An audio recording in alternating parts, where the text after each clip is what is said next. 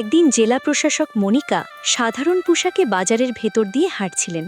হঠাৎ তার নজর পড়ল রাস্তার ধারে এক ফুচকাওয়ালার উপর, যে খুব যত্ন করে ফুচকা বিক্রি করছিল।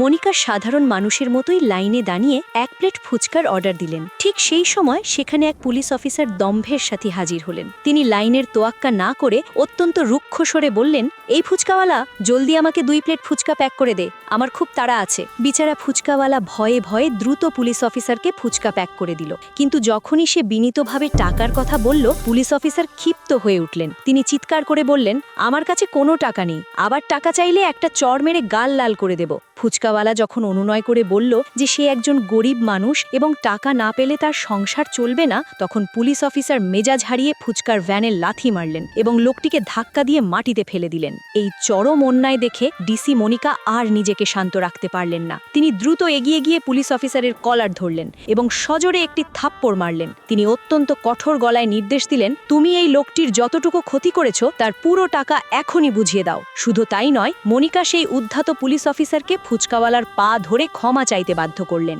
কিন্তু আমার কষ্ট একটাই, তোমরা লাইক কমেন্ট শেয়ার করো না। আমার কাজকে ভালোবাসলে ভিডিওটি শেয়ার করো।